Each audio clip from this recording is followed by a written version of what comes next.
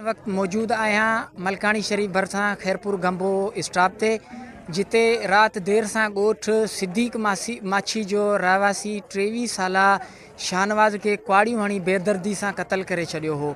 उन जे वारसनि जो उन मक़तूल जो कातिल गिरफ़्तार न थियण करे उन जे जेके ॻोठाणा आहिनि उन जा जेके वारिस आहिनि उन्हनि खैरपुर गंबो स्टॉप ते लाश रखी करे धरणो हयो आहे। अचो त हिते जेके उन्हनि जा वारिस आहिनि उन्हनि सां ॻाल्हाईंदासीं उन्हनि जो छा चवणु आहे। हाँ भाई रात ॾिस 8 बजे ही मारे छॾियूं असां इंसाफ़ को कोन्हे। हिकिड़ो सम्झ अगवा करे छॾियो असांजे नज़रनि खां परे जो सम्झ मरी वियो लियो।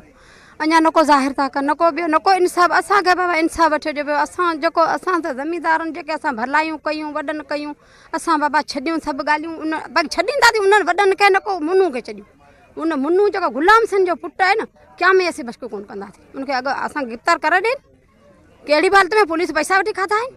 हा पुलिस वो मुझे पुट जो अगवा थे मुझे पुट है मुन्नू के मुन्नू है कुआड़ी आई न मुझे मुड़स के असो केर अञा केर कोन असो थियो पुलिस भी कोन थी थे असांजी अमा भाइरन वटि असीं पुगायूं असां इंसाफ़ कयो केदा असां हिते पुगा आहियूं या हादसो ॾिसी असां पुगा आहियूं ऐं जुड़े शहर हयात ख़ासि किली मां आई आहियां ऐं असांजो भाउ ग़रीब मिसकिन असां वटि ईंदा वेंदा आहिनि।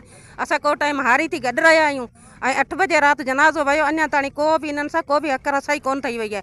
न DSP न जज न DSP को माण्हू कोन इन्हनि वटि आयो आहे। हीअ खैरपुर गंबो ते बीठा आहिनि ठीकु आहे न वीचारियूं ग़रीब मिसकिन हीअ वीचारी ग़रीब भेण मुंहिंजे पासे बीठी हिन जो घर वारो आहे। हीअ हाणे विधवा थी हुई हिन जो संभालण वारो केरु आहे। अॼु ताणी वॾेरा आहिनि कुझु बि आहे हिननि जो केरु माना वारिस कोन पियो थिए। ये जनाज़ो ॾिसो पिया ही जनाज़ो दरबदर थियो पियो आहे। इनके तक़रीबन 1 खां वठी 100 ताणी कुआड़ी लॻल आहे जेको नौजवान छाजे लाइ नौजवान वीचारे खे मारियो वियो आहे।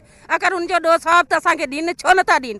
असीं ग़रीब मिसकिन आहियूं ग़रीब केॾां वेंदा वॾेरनि जी ड्यूटी कनि वॾेरनि जा सभु कुझु कनि ऐं उनजे लाइ करे असांजा जो नौजवान मारिया पिया वञनि असां रड़ियूं करे बीहूं था असांजी को बि अदालत करण लाइ न ईंदा आहिनि। इन्हनि जे वारसनि जूं ॻाल्हियूं ॿुधियूं उन्हनि जो चवणो त जेसीं ताईं असांजे नौजवान जो कातिल गिरफ़्तार न थींदो तेसीं ताईं असीं लाश रखी इन चौक ते सख़्तु गर्मी में असांजो धरणो जारी रहंदो।